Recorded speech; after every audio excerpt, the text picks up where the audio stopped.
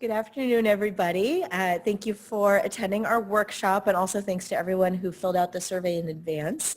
If you didn't get a chance to and you want to join the fun, these are your responses, by the way, so bringing everyone's voices into the room in addition to ours.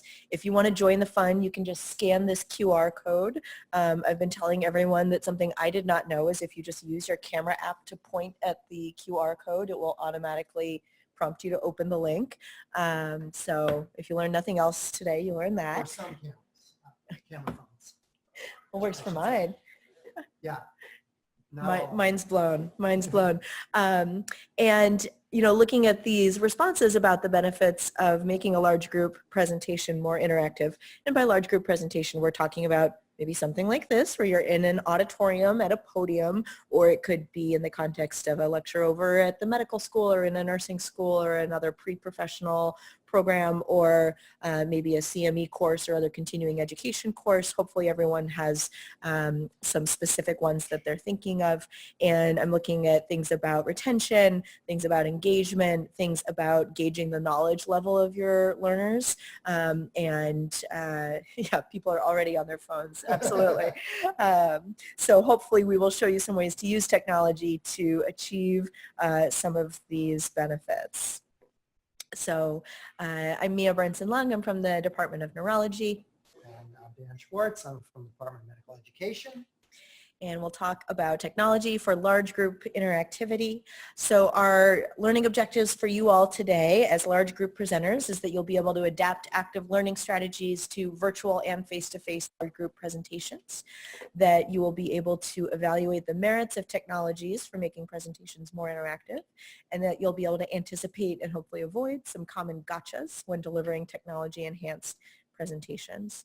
And another objective we have for your learning is that through the course of this presentation, you will also be reflecting on the experience of having a large group presentation like this one that is technology enhanced.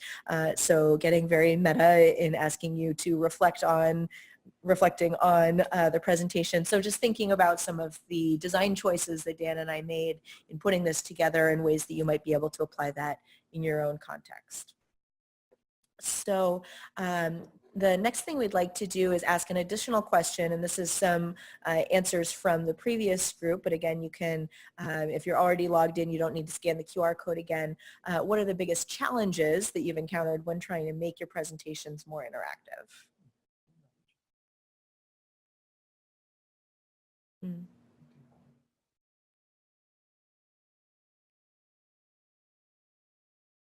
Yep. Definitely takes time.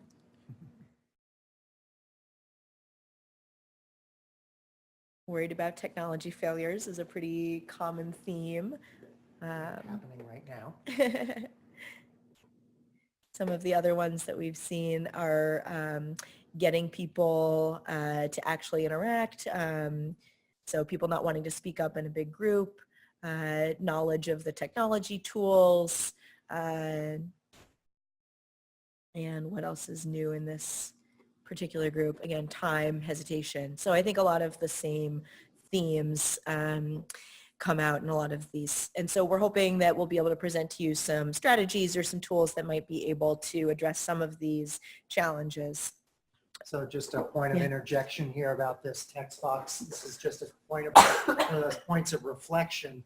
So this is kind of a lower tech way of doing what we're doing with PollEverywhere here, which is if we wanted to ask you just to throw out suggestions, much like a flipboard that you would do in a face-to-face presentation, you can add a text box to a live PowerPoint presentation where you can record answers and save the answers that you're recording. You don't have to be in edit mode to do that. You can add the text box that you can enter text live, so it's a little smoother. Very cool. All right, thank you. So we'll introduce a few sort of theories that are underlying the nature of our presentation today. So this is from a really great paper by Chi and Wiley about something called the ICAP model. And the idea is that the more interactive you are in your presentation, the more you can aim for higher level learning objectives from Bloom's taxonomy. And I know that it's too small for you to read the Oh, Dan, this looks terrible. This looks awful. Okay, let's try this again. All right. So here's a framework called ICAP. And this is a framework by Chi and Wiley. We'll show you the citation at the end that talks about a hierarchy of learning activities going from passive at the very bottom where someone is just delivering information to you and you're just receiving it sort of verbatim. Active learning where you're engaging more with the material, thinking more deeply about it, trying to understand it. Constructive activities are where you're trying to bring information that's new together with information you already knew, or maybe you're thinking about how to bring it forward and apply it to your context. And then the highest level is interactive, where you're not only engaging with the information, but you're also engaging with other people, so other learners or with the teacher. And the idea is that the higher you go in this hierarchy up to interactivity, the more likely you are to be able to target learning objectives that are higher up on Bloom's taxonomy. And I know that our keynote speaker today mentioned Bloom's taxonomy. Hopefully folks have seen it before, but the idea that a higher level learning objective is really being able to create a plan of management or to evaluate the pluses and minuses of a number of different options or things like that, where you're really grappling with the information in a more sophisticated way. And then also the higher you go on Bloom's taxonomy, the more likely you're able to do transfer, so taking what you learned in the classroom out of the classroom and back into the context in which you need it. And so I'll encourage everyone as we're going through our presentation to think about that transfer, thinking about, is there a particular large group presentation that I'm going to be giving maybe in the next couple of months, and I could potentially incorporate some of the things that I'm learning about today into that. So Dr. Vadayakorn also made this point that it's not just about technology for technology's sake. It's about what purpose you're using it for, and that maybe you don't always need a high-tech solution to be able to do a particular task, that technologies have costs and benefits that Dan will be going through a number of today. And so maybe sometimes just a really simple solution is going to be sufficient. So let's say hypothetically that I was giving a presentation in a large group setting to a number of learners about incorporating interactivity into large group presentations. And maybe I want to poll my audience and get a sense of how well I'm doing so far in terms of conveying a particular concept. So what I'd like everyone in the room to do is something called a fist of 5. So pick a hand and show me a fist or all the way up to 5 fingers or anywhere in between, with how well you feel you understand the idea of increased interactivity, promoting increased or higher level educational objectives. So a fist or a 0 is, I have no idea, we definitely need to go back and cover that in more detail. 5 is, totally got it, let's move on, and then anywhere in between. So just show me real quick how everyone's feeling, fist of 5. And okay, so I'm getting mostly 4s and 5s, so I did a decent enough job that I think we're going to move on. And you can see I didn't need any technology at all, but I just was able to get the pulse of the entire room very quickly in terms of how my pacing and clarity is about this particular concept. We'll go ahead and use our secret button to get to the end. So to just take it home, and then we'll take any additional questions, to summarize some of the design decisions that Dan and I made, just so you can think again about how you might apply these in your own presentations.